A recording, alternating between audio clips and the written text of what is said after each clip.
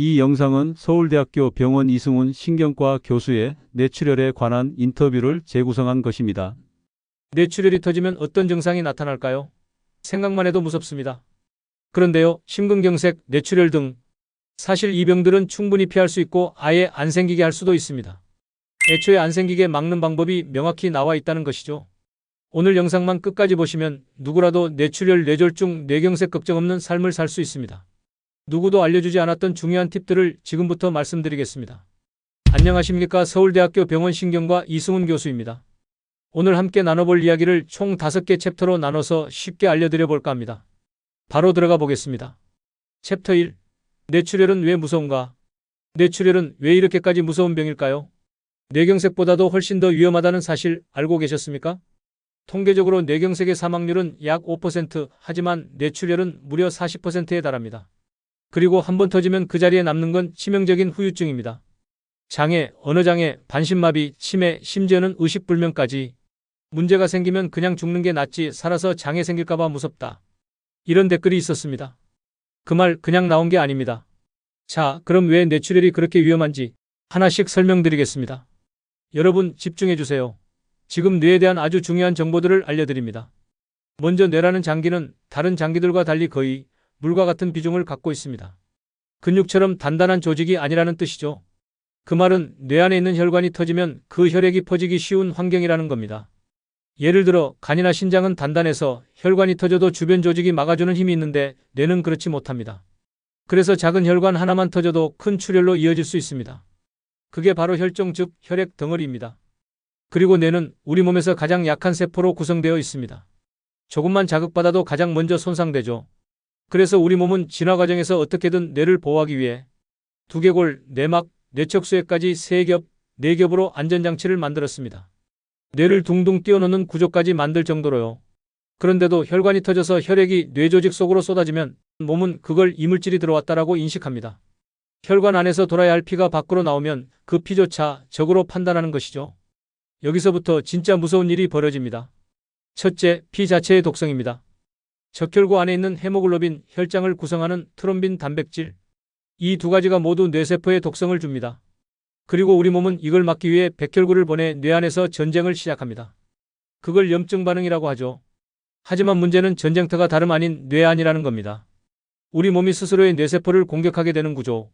그 결과 뇌는 혈액 압력, 화학 독성, 과잉 면역 반응. 이 3가지 공격을 동시에 받게 됩니다. 댓글에 이런 말도 있었습니다. 뇌는 진짜 상상 이상으로 약하고 무른 기관이라는 걸 알게 됐어요. 그 표현이 정확합니다. 실제로 뇌는 씻어낼 수도 없습니다. 간이나 장은 출혈나면 열고 씻고 꿰매고 봉합하면 되는데 뇌는 그걸 못합니다. 열자마자 손상이 더 커져버립니다. 그래서 뇌출혈은 일단 터지면 물리적인 조치를 거의 못한다는 점, 이게 가장 큰 문제입니다. 더 무서운 건 그렇게 피가 퍼진 자리는 회복이 거의 불가능하다는 사실입니다. 다른 조직은 살이 붙고 다시 재생되는데 뇌는 그렇지 못합니다. 시간이 약이라는 말이 통하지 않는 게 바로 뇌출혈입니다. 정말 설명이 귀에 쏙쏙 들어옵니다. 몸에 나쁜 건 왜 그렇게 맛있죠? 절제하며 살겠습니다. 이제라도 건강검진 예약하러 갑니다. 이런 댓글들이 생각나는데요. 지금 드리는 말씀들이 단순한 정보가 아니라 젊은 분들부터 시니어분들에 이르기까지 삶의 방향을 바꿔주는 전환점이 되리라 믿습니다. 그렇습니다. 뇌출혈은 한순간입니다. 하지만 그 한순간을 피하기 위한 준비는 오늘부터 할 수 있습니다. 다음 장에서는 그 한순간이 오기까지 몸 안에서 어떤 일들이 일어나는지 아주 천천히 쉽게 말씀드리겠습니다. 챕터 2. 뇌는 왜 이렇게 쉽게 망가질까요? 우리 몸의 장기 중에 가장 중요하면서도 가장 약한 기관이 바로 뇌입니다. 겉보기엔 단단한 머리뼈에 잘 보호받고 있는 것 같지만 실상은 전혀 다릅니다. 뇌는 말 그대로 물과 비슷한 밀도를 가진 조직입니다. 그러니까 근육처럼 단단하지도 않고 간처럼 탄력 있지도 않죠. 그래서 작은 혈관 하나만 터져도 출혈이 멈추질 않습니다. 피는 혈관 밖으로 쏟아져 나오고 뇌 안에서 퍼지기 시작하죠. 혈액이 터진다는 건 물리적 충격만이 아니라 화학적 독성을 동반합니다. 혈관을 벗어난 적혈구는 그 자체로 독소로 인식됩니다. 적혈구 안의 헤모글로빈 그리고 혈장 속 트롬빈 같은 단백질들은 뇌세포에게는 그야말로 치명적인 독극물입니다. 뇌세포는 우리 몸에서 가장 민감한 세포입니다. 산소가 잠깐만 부족해도 금방 죽어버리는 세포죠. 이 민감한 뇌세포들이 터져나온 혈액을 만나면 그대로 괴사하게 됩니다. 거기서 끝이 아닙니다. 우리 몸은 이 출혈을 외부 침입으로 인식합니다. 백혈구가 몰려들고 염증 반응이 시작되죠. 염증이란 건 사실 우리 몸이 스스로 조직을 공격하는 것입니다. 그래서 뇌출혈은 세 가지 손상을 동시에 일으킵니다. 첫째, 물리적 압력. 둘째, 혈액 성분에 의한 화학 독성. 셋째, 과도한 면역 반응으로 인한 염증. 이 세 가지가 동시에 벌어지면 뇌 조직은 감당하지 못합니다. 출혈 부위 근처의 세포들은 속절없이 죽어가고 조금이라도 손상된 부위가 운동을 담당하던 곳이라면 환자는 말도 못하고 걷지도 못하게 되는 거죠. 그리고 뇌는 다릅니다. 간이나 위장처럼 출혈 부위를 수술로 꿰매거나 씻어내는 게 불가능합니다. 뇌를 열고 그 안에 있는 혈액을 직접 닦아낸다는 건 뇌를 통째로 손상시킬 수 있다는 뜻입니다. 실제로 그런 수술은 시도하지도 못합니다. 이런 이유로 뇌출혈은 초기에 발견하지 못하면 치료가 거의 불가능에 가깝고 후유증도 크며 사망률도 매우 높습니다. 실제로 통계에 따르면 뇌경색의 사망률은 약 5% 정도지만 뇌출혈의 사망률은 약 40%에 달합니다. 여기에 장애를 갖고 살아가야 하는 확률까지 더하면 생존자에게도 큰 삶의 변화가 찾아오죠. 댓글에 이런 이야기가 있었습니다. 문제가 생기면 그냥 죽는 게 낫죠. 장애가 남을까봐 그게 더 무섭습니다. 이건 단순한 푸념이 아닙니다. 한 번에 뇌출혈로 말도 못하고 한쪽 팔다리를 못 움직이고 누군가의 도움이 없으면 일상조차 유지할 수 없는 현실이 수많은 가족들에게 찾아온다는 말입니다. 또 어떤 분은 이렇게 말씀하셨어요. 교수님 강의 듣고 머릿속을 닦아내야겠다는 생각이 들었습니다. 그만큼 이 병은 터지고 나면 늦는다는 걸 단단히 알려줘야 합니다. 그래서 우리는 지금 출혈이 터지기 전 그 징후를 꼭 알아야 합니다. 그 첫 번째 방법이 다음 장에서 소개될 조기 진단입니다. 챕터 3. 뇌출혈, 미리 막을 수 있는 방법은 무엇인가? 뇌출혈은 갑자기 찾아옵니다. 하지만 그렇게 갑작스러운 일이 사실은 미리 막을 수 있는 병이었다면 어떠실까요? 오늘 이 챕터에서는 그 방법을 구체적으로 말씀드리겠습니다. 뇌출혈은 크게 두 가지로 나뉩니다. 첫째는 뇌 깊숙한 조직 안에서 작은 혈관이 터지는 뇌실질 출혈. 둘째는 뇌 바깥쪽, 즉 지주막 아래쪽에 큰 혈관이 터지는 지주막하 출혈입니다. 이 두 가지 모두 위험하지만 특히 지주막하 출혈은 젊은 40대, 50대에서도 발생하며 급사를 유발할 수 있어 더 무섭습니다.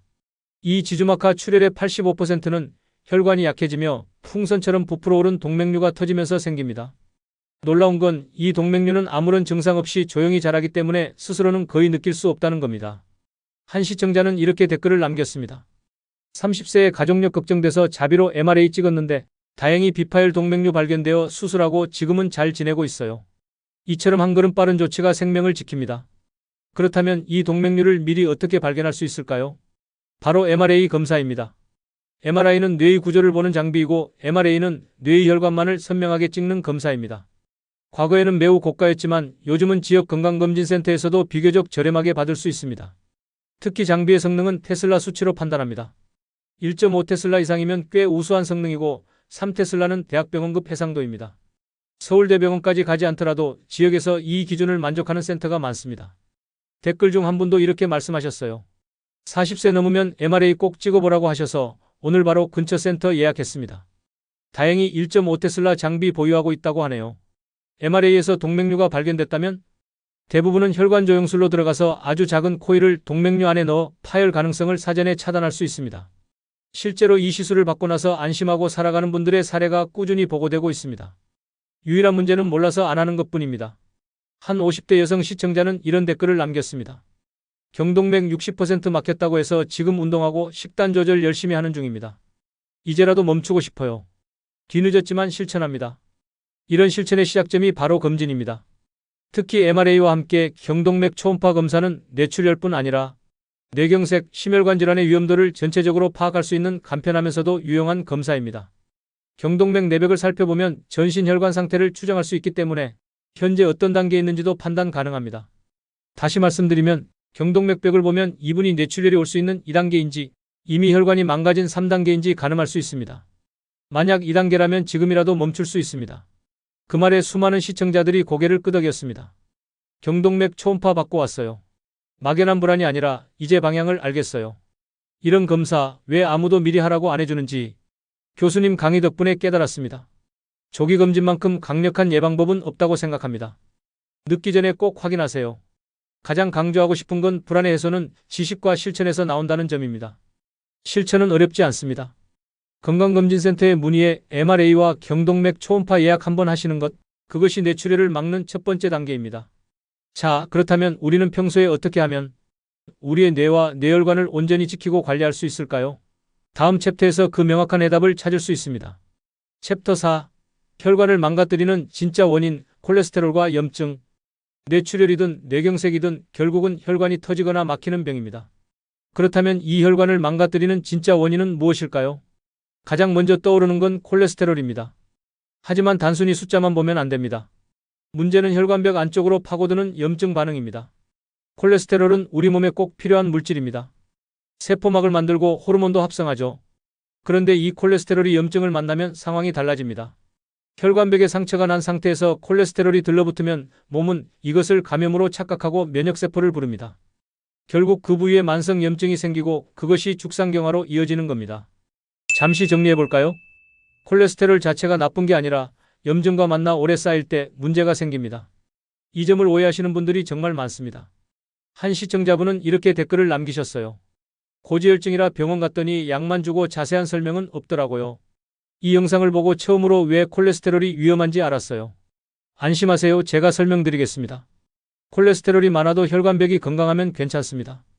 그런데 혈관 안쪽이 상처난 상태에서 콜레스테롤이 엉겨붙으면 문제가 되는 거죠.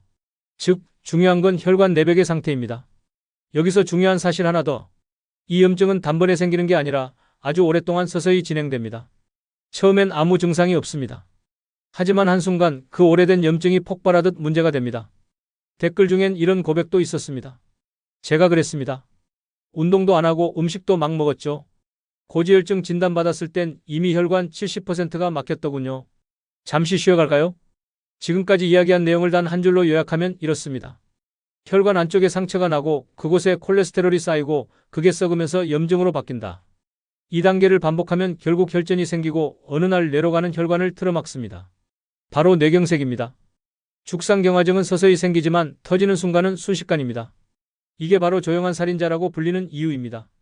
댓글 중엔 이런 분도 계셨어요. 뇌동맥 추적 관리 중입니다. 결과지 나올 때마다 가슴이 철렁하지만 덕분에 겁도 생기고 실천도 하게 되네요. 그렇다면 이 죽상경화를 막으려면 어떻게 해야 할까요? 이제 핵심입니다. 집중해 주세요. 첫째, 혈관벽을 상하게 하는 주요 원인을 줄여야 합니다. 그게 바로 고혈압, 흡연, 잘못된 식습관입니다. 혈압이 높으면 혈류가 세게 부딪히면서 혈관벽이 점점 손상됩니다. 거기에 염증 반응까지 더해지면 콜레스테롤이 쌓일 틈이 생기는 겁니다. 둘째, 만성 염증을 줄여야 합니다. 과식, 단음식, 가공식품, 술, 담배 이 모든 것이 염증을 키웁니다. 특히 혈당이 자주 오르내리는 식사는 염증을 부르는 대표적인 식습관입니다. 셋째, 내 혈관 상태를 정확히 아는 겁니다. 그게 바로 경동맥 초음파 검사입니다. 앞서 설명드렸듯이 이 검사를 통해 죽상경화증 여부와 진행 정도를 알 수 있습니다. 지난번 한 시청자분의 말씀이 힘이 됩니다. 진짜 명강이었어요. 군더더기 하나 없고 교수님 말 들으니까 바로 경동맥 검사 받고 싶어졌습니다. 여러분, 여기서 중요한 흐름은 이것입니다. 바로 자기 상태를 객관적으로 진단받고 싶어 한다는 점입니다. 그럼 이제 그 다음 질문이 자연스럽게 나오시죠? 그럼 나는 지금 몇 단계일까? 이 질문에 답하는 게 바로 다음 챕터입니다. 바로 가볼까요? 챕터 5. 혈관 건강 실천으로 이어가기. 이제 남은 건 실천입니다. 누구나 다 아는 이야기일 수도 있지만 그걸 지키느냐 못 지키느냐에서 결과가 완전히 달라집니다. 저는 이 얘기를 할 때마다 이렇게 말합니다. 이건 어렵지 않습니다. 하지만 진심이 필요합니다. 첫 번째는 식습관입니다. 먹는 건 참 어려운 문제죠. 몸에 안 좋은 음식일수록 입에는 달고 기분까지 좋아지니까요. 그렇지만 결국 피를 흐리게 하고 혈관을 망가뜨리는 건 우리가 잘 알고 있는 것들입니다. 튀김, 설탕, 가공육, 그리고 정제 탄수화물. 이런 음식들은 콜레스테롤과 혈당을 동시에 끌어올리고 혈관벽에 상처를 내기 시작합니다. 어떤 한 분이 그러셨습니다. 젊을 땐 케이크, 면, 튀김 없인 못 살았어요. 그런데 이제는 딱 5kg 빠지니까 혈당, 콜레스테롤, 혈압이 다 정상으로 돌아왔어요. 이건 특별한 사람만 가능한 일이 아닙니다. 입맛도 결국은 훈련입니다. 처음엔 힘들어도 줄이고 익숙해지고 그렇게 습관이 바뀌는 겁니다. 두 번째는 운동입니다. 운동은 결코 격한 게 아니어도 됩니다. 무산소보다 유산소 운동이 좋습니다. 지속적인 걷기, 가벼운 자전거 타기, 약간 숨찰 정도의 산책. 이걸 하루에 1시간 못하면 30분씩 나눠서라도 하시면 됩니다. 심장과 뇌는 걷는 만큼 가장 활발히 회복됩니다. 특히 여름엔 땀을 내는 게 혈관 정화에 효과적입니다. 세 번째는 수면입니다. 많은 분들이 놓치는 부분이 이겁니다. 잠이 얕거나 밤마다 깬다면 그건 고혈압과 혈당에 바로 영향을 줍니다. 수면 시간보다 중요한 건 수면의 질입니다. 기상시간 일정하게 주말에도 지나치게 늦잠 자지 않도록 하시고 되도록이면 오후 11시 전에 잠자리에 드는 걸 추천드립니다. 지금 이 순간에도 저에게 이게 정말 혈관을 바꿔줄까요? 라고 묻는 분들이 계십니다. 그럴 땐 저는 조용히 이렇게 말씀드립니다. 하루 1시간 걷는 게 당신의 수명을 10년 늘릴 수도 있습니다. 네 번째는 자가 측정입니다. 고혈압 관리의 핵심은 병원이 아닙니다. 집에서 스스로 관리하시는 겁니다. 요즘 혈압계는 저렴하고 사용도 간단합니다. 하루 한 번 아침에 같은 시간에 재시고 기록하세요. 식습관을 바꾸셨다면 혈압이 어떻게 반응하는지 보셔야 합니다. 약을 드시고 있다면 약의 효과가 어떻게 나타나는지도 기록하셔야 합니다. 병원은 그걸 판단하는 데 도움을 주는 곳이지 대신해 주는 곳은 아닙니다. 마지막으로 이 말씀을 꼭 드리고 싶습니다. 혈관 질환은 인류의 평균 수명이 40대, 50대였던 우리 조상들이 경험했던 병이 아닙니다. 지금 이 시대에 사람의 수명이 80대가 넘어가면서 경험하게 된 질환입니다. 그러니까 본인의 건강한 혈관 상태를 더 연장하고 싶다면 젊을 때부터는 물론이고 지금부터라도 당장 대비를 하셔야 하는데 그 방법이라는 것이 이미 알고 있는 상식 수준에서 크게 벗어나지 않는다는 것입니다. 긴 시간 시청해 주셔서 감사합니다. 오늘도 행복하고 건강한 하루 되시기 바랍니다.